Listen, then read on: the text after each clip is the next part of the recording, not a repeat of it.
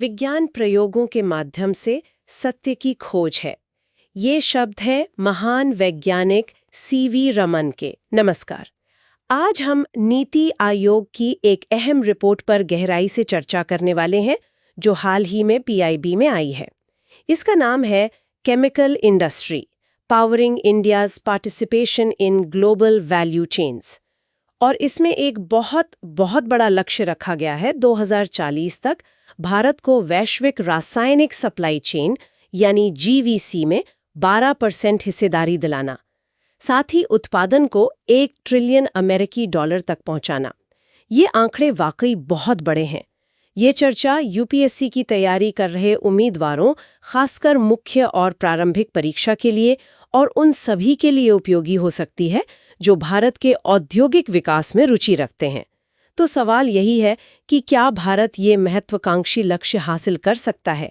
आइए समझते हैं, भारत का रसायन उद्योग आज कहाँ है, इसमें क्या मौके हैं, क्या मुश्किलें, और नीति आयोग क्या सुझाव दे रहा है। चलिए शुरू करते हैं मौजूदा स्थिति से।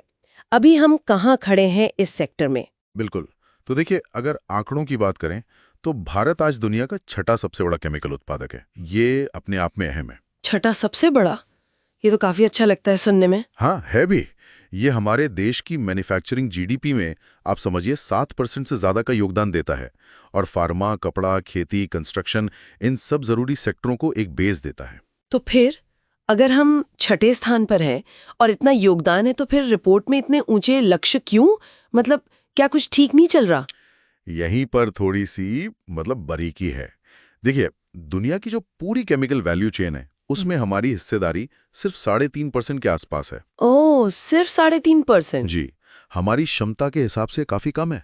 और तो और 2023 में हमें इस सेक्टर में लगभग $31 बिलियन का व्यापार घाटा हुआ। मतलब हम बना तो रहे हैं, पर वैश्विक बाजार में हमारी पैठ और कमाई उतनी नहीं है जितनी हो सकती है। रुकावटें क्या हैं, क्या चुनौतियां हैं? चुनौतियां तो कई हैं और काफी बड़ी भी।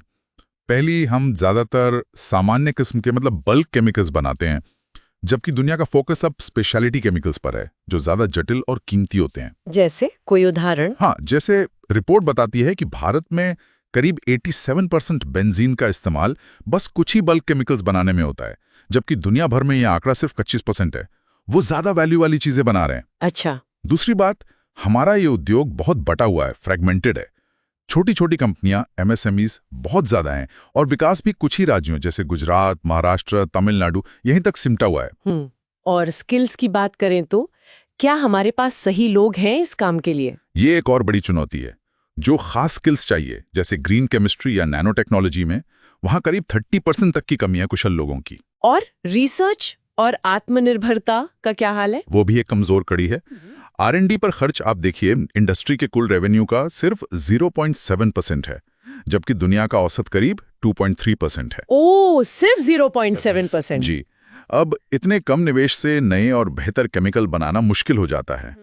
फिर हम कच्चे माल के लिए आयात पर बहुत ज्यादा निर्भर हैं। खासकर चीन से आने वाली जरूरी फार्मा सामग्री, APIs, उस पर तो 60% से ज्यादा निर्भरता है, और पेट्रोकेमिकल फीडस्टॉक के लिए खाड़ी देशों पर। और सरकारी प्रक्रियाएं? हाँ, वो भी एक मुद्दा है। रेगुलेटरी मुश्किलें हैं और मंजूरी मिलने में देरी होती है।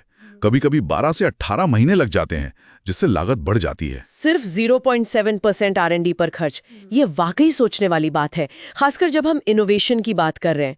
खैर, ये तो हुई मुश्किलें। क्या कुछ अच्छी खबरें भी हैं? रिपोर्ट में किन अवसरों का जिक्र है? हाँ बिल्कुल, अवसर भी कम नहीं है। सबसे बड़ा अवसर तो भारत का अपना बढ़ता बाजार है। यहाँ चीजों की मांग तेजी से बढ़ रही है। जैसे खेती के लिए रसायन, हम दुनिया के चौथे सबसे बड़े उत्पादक हैं। दवाइयाँ, उसमें तीसरे सबसे बड़े हैं। पेंट्स, प्लास्टिक, इन सब की मांग बढ़ रही है। तो घरेलू बाजार ही एक बड़ा ड्राइवर है। और हमारी तेल रिफाइनरियों का विस्तार हो रहा है, उससे पेट्रोकेमिकल का उत्पादन बढ़ेगा। और नौकरियों की बात करें तो अनुमान है कि 2030 तक इस सेक्टर में 7 लाख कुशल नौकरियां पैदा हो सकती हैं। 7 लाख नौकरियां, ये तो बहुत बड़ा आंकड़ा है। और दुनिया में जो बदलाव आ रहे हैं, जैसे वो चीन +1 वाली बात चलती है, उसका कुछ फायदा? निश्चित तौर पर कई ग्लोबल कंपनियां चीन के अलावा दूसरे देशों में भी अपनी सप्लाई चेन बनाना चाहती हैं।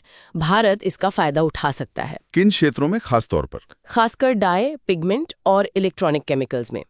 ये इलेक्ट्रॉनिक केमिकल्स सेमीकंडक्टर और इलेक्ट्रिक गाड़ियों की बैटरी में लगते हैं जिनकी मांग बहुत तेज है। और एक बहुत बड़ा अवसर है ग्रीन और सस्टेनेबल केमिकल्स का, जैसे बायोप्लास्टिक, बायोलुब्रिकेंट। इनकी वैश्विक मांग बढ़ रही है। भारत के पास गन्ना और बायोमास संसाधन हैं जिनका इस्तेमाल करके हम इसमें लीडर बन सकते हैं। ये ग्रीन केमिस्ट्री वाला पहलू वाकई बहुत महत्वपूर्ण है, क्योंकि पूरी दुनिया सस्टेनेबिलिटी की तरफ देख रही है। तो इन मौकों को भुनाने और चुनौतियों से पार पाने के लिए नीति आयोग ने क्या रास्ते सुझाए हैं? आयोग ने कई ठोस सुझाव दिए हैं। पहला, विश्व स्तरीय केमिकल हब बनाना, जहां साझा इंफ्रास्ट्रक्चर हो और सरकार वायबिलिटी गैप फंडिंग दे, मतलब शुरुआती घाटे को पूरा करने में मदद करे। अच्छा, हब्स बनाने की बात है। और बंदरगांव के पास करीब 8 क्लस्टर बनाने का सुझाव है, जिससे निर्यात आसान हो। एक ओपेक्स सब्सिडी योजना की बात है, यानी ऑपरेशनल खर्च में मदद, ताकि आयात कम हो और निर्यात को बढ़ावा मिले। और नई खोज, व्यापार और स्किल्स के लिए क्या कहा गया है? R&D के लिए अलग से फंड बनाने और विदेशी मल्टीनेशनल कंपनियों के साथ पार्टनरशिप करने की सिफारिश है। पर्यावरण मंजूरी प्रक्रिया को सरल और तेज बनाने की जरूरत बताई है। साथ ही दूसरे देशों के साथ ऐसे मुफ्त व्यापार समझौते यानी FTAs करने की जरूरत है, जिनसे जरूरी कच्चे माल पर ड्यूटी या तो ना लगे या कम हो। और हाँ, लोगों को सही स्किल देना बहुत जरूरी है, जिसके लिए ITIs और खास ट्रेनिंग संस्थानों की बात कही गई है। क्या सरकार पहले से ही कुछ कर रही है इस दिशा में? हाँ, कुछ पहले चल रही हैं, जैसे दवाइयों के जरूरी कच्चे माल, KSMs और APIs देश में ही बने, इसके लिए PLI स्कीम लागू है। अच्छा, PLI स्कीम। जी। और ओडिशा के पारादीप में एक बड़ा PCPIR यानी पेट्रोलियम, केमिकल और पेट्रोकेमिकल निवेश क्षेत्र बनाया गया है। इससे काफी निवेश आया है और सस्ती दवाएं मिलें, इसके लिए 25,000 जनौषधि केंद्र खोलने का भी लक्ष्य है। तो काफी कुछ सोचा जा रहा है और कुछ हो भी रहा है, लेकिन वो जो $1 ट्रिलियन वाला बड़ा लक्ष्य है, उस तक पहुंचने के लिए और क्या करना पड़ेगा? संक्षेप में कुछ और कदम बहुत जरूरी हैं, जैसे हमें दूसरे देशों के साथ आपसी मान्यता समझौते MRAs करने होंगे, ताकि हमारे स्टैंडर्ड उनके यहाँ मान्य हों। एक अलग एक्सपोर्ट प्रमोशन काउंसिल बनाने की जरूरत है। और सुरक्षा, केमिकल इंडस्ट्री में ये एक बड़ा मुद्दा रहता है। बिल्कुल, सुरक्षा नियमों को सख्त करना होगा। केमिकल क्लस्टरों में रियल टाइम मॉनिटरिंग सिस्टम लगाने होंगे। ग्रीन केमिस्ट्री को सच में अपनाना होगा। रिसाइकलिंग, कम उत्सर्जन, जीरो लिक्विड डिस्चार्ज। छोटी कंपनियों, MSMEs को पैसा आसानी से मिले, ये देखना होगा। कम ब्याज पर लोन, वेंचर कैपिटल वगैरह। कर्मचारियों की स्किल लगातार बेहतर करनी होगी, खासकर प्रोसेस सेफ्टी और ग्रीन टेक्नोलॉजी में। और उद्योगों में प्रोसेस सेफ्टी मैनेजमेंट ऑडिट अनिवार्य करना और दुर्घटना नियमों को सख्ती से लागू करना होगा। तो कुल मिलाकर तस्वीर ये उभरती है कि भारत के रसायन उद्योग में वाकई अपार संभावनाएं हैं। अगर सही नीतियां बने और ठीक से लागू हों, तो ये 2040 तक $1 ट्रिलियन के लक्ष्य को छू सकता है और एक ग्लोबल मैन्युफैक्चरिंग हब बन सकता है। बिल्कुल। नीति आयोग के जो सुझाव हैं, जैसे केमिकल हब, ओपेक सब्सिडी, बेहतर FTAs, R&D पर जोर, ये सब बहुत महत्वपूर्ण हैं। लेकिन इस 1 ट्रिलियन की क्षमता को हकीकत में बदलने के लिए हमें कई मोर्चों पर काम करना होगा।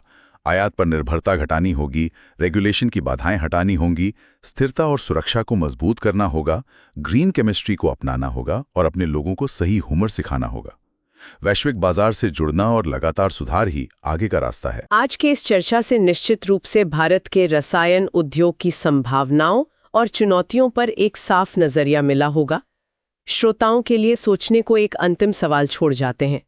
जैसे जैसे भारत हरित और टिकाऊ रसायन की ओर बढ़ने की बात कर रहा है, क्या हमारा मौजूदा औद्योगिक ढांचा और हमारे कार्यबल का कौशल इस बड़े बदलाव को प्रभावी ढंग से अपनाने और सफल बनाने के लिए वाकई तैयार है?